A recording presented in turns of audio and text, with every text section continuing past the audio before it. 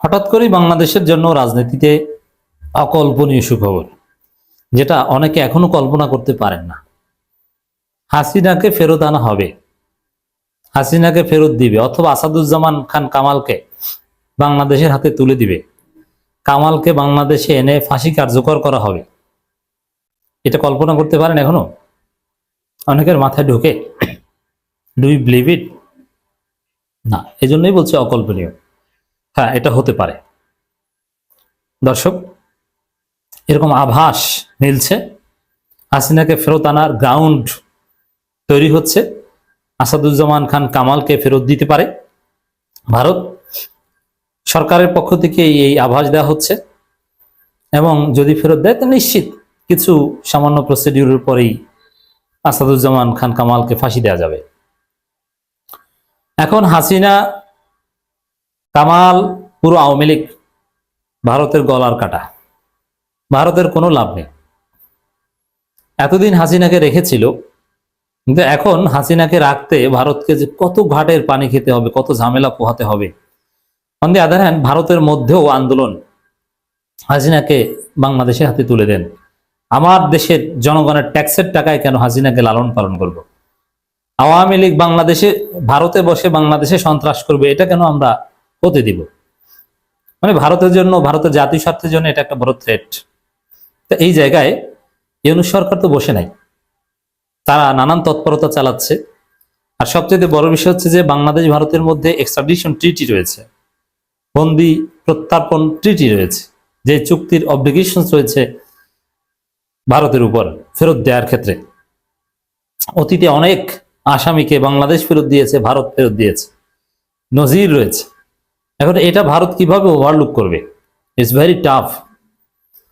এখন সারা পৃথিবীর চোখে ফাঁকি দিয়ে, আইন অমান্য করে, বাধ্যতামূলক চুক্তি লঙ্ঘন করে হাসিনাকে ফেরত দিবে না, এটা কঠিন।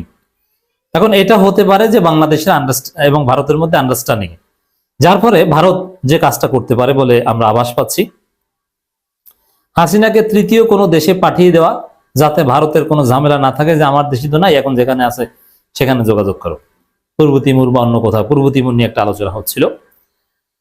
আর কয়েকজনকে ফেরত দেয়া, সবাইকে ফেরত দেওয়ার দরকার নেই। কয়েকজনকে ফেরত দিলে তখন বাংলাদেশ সরকারও বলতে পারে যে ঠিক আছে, যা দিয়েছেন আর দেওয়ার দরকার নাই, এখন সব স্বাভাবিক। সবাইকে ফেরত দিতে হবে, এটা বাংলাদেশে অত জোরালো ভূমিকা নাও নিতে পারে। কারণ সরকারের একটা টার্গেট হচ্ছে মিনিমাম 1-2 জনকে ফাঁসি দিয়ে দেখানো, তাদের সক্ষমতা প্রমাণ করা। এটা যদি করে যেতে পারে তাহলে এটা আরেকটা ইতিহাস হবে। এই জায়গায় আসাদুজ্জামান খান কামালকে ডক্টর ইউনূস টার্গেট করেছে যে ওকে এনে ফাঁসি দেওয়া যায় কিনা। ভারতের সাথে নানানভাবে এই বিষয়ে কথা বলেছে, এমনকি ডক্টর খলিলুর রহমান যে ভারতে গিয়েছিলেন, অজিত দোভাল থেকে শুরু করে ভারতের অনেক উচ্চপদস্থ কর্মকর্তাদের সাথে এই বিষয়ে কথা বলেছেন। এবং সর্বশেষ যে আভাস মিলছে যে আসাদুজ্জামান খান কামালকে ফেরত দিয়ে ভারত তার গলার কাটা সরাতে যাচ্ছে, যাতে শেখ হাসিনাকে এর ফাঁকে অন্য কোথাও পাঠিয়ে দেওয়া যায় বা এগুলো নিয়ে ঝামেলা না হয়। এমনকি দেখেন, ফরেন পলিসি অপারেট হয় বেসড অন ন্যাশনাল ইন্টারেস্ট। এখানে কোনো প্রেম প্রীতি চলে না।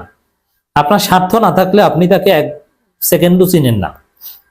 ফরেন পলিসি এটাই, যেটাকে আমরা বলি রিয়ালিজম, বাস্তববাদের ভিত্তিতে। এখানে দয়া মায়া বলতে কিছু নাই, ইন্টারেস্ট সবার ঊর্ধ্বে। সেই জায়গায় হাসিনা কি, কার মেয়ে, এগুলোর কোনো গুরুত্ব নেই। হাসিনাকে রাখলে লাভ কি, না রাখলে লাভ কি, এটাই হচ্ছে ভারতের কাছে বিবেচ্য। এতদিন লাভ ছিল, অনেক আশা আকাঙ্ক্ষা ছিল, কিন্তু এখন আর কোনো লাভ নাই।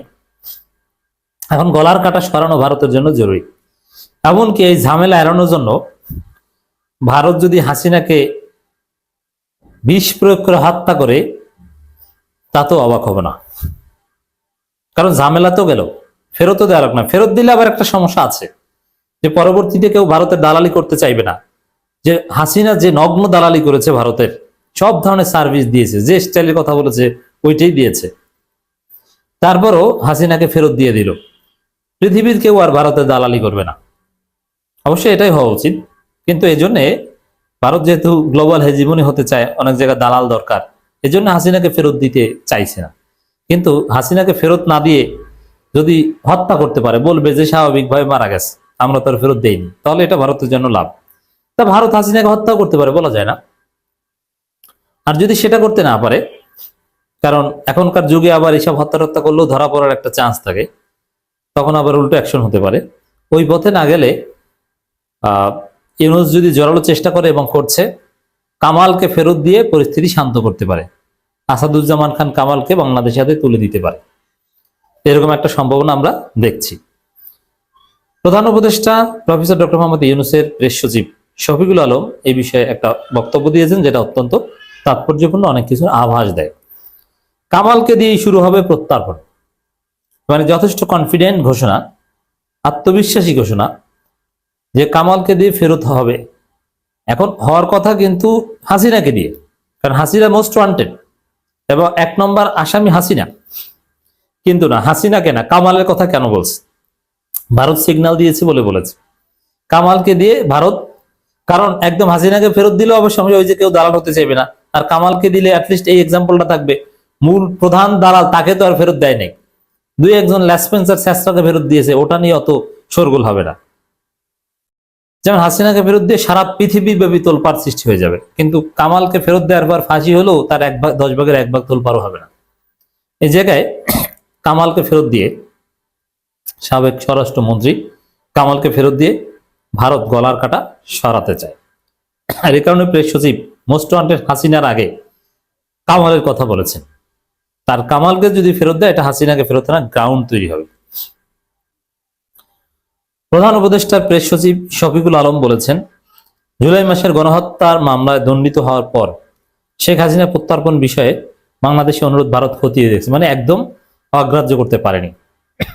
তবে এই প্রত্যার্পণের শুরুটা হবে সাবেক স্বরাষ্ট্রমন্ত্রী আসাদুজ্জামান খান কামালকে নিয়ে। তো এটা একটা সুখবর, এটা অরিজিনালি এরকম সম্ভাবনা আছে বলেই এটা বলা হয়েছে, এটা আমাদের বিশ্লেষণ। শফিকুল আলম লিখেন, তিনি মনে করেন জুলাইয়ের ঘটনাবলীর অভিযোগে অভিযুক্ত শেখ হাসিনা, আসাদুজ্জামান খান কামাল এবং আওয়ামী লীগের নেতৃত্বে একদিন বাংলাদেশ আদালত মুখোমুখি হতে হবে।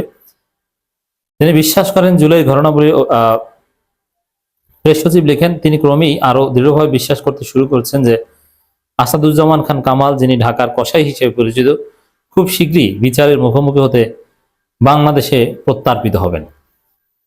এখন কামালকে ফেরত দেওয়া মানে হাসিনাকে ফেরত আনার গ্রাউন্ড, যদিও কামালকে ফেরত দিয়ে ভারত পার পেতে চাইতে পারে।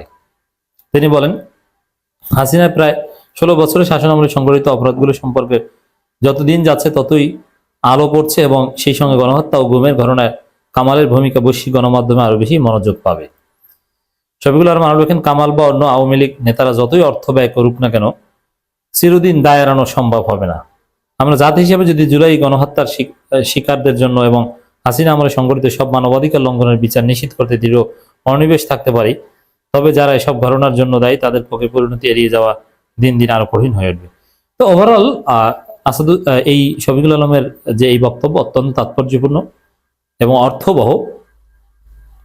আসাদুজ্জামান খান কামালকে ফেরত আনার সম্ভাবনা তৈরি হচ্ছে, হাসিনাকেও ফেরত আনার সম্ভাবনা তৈরি হচ্ছে, তবে দুইটার একটা ঘটবে।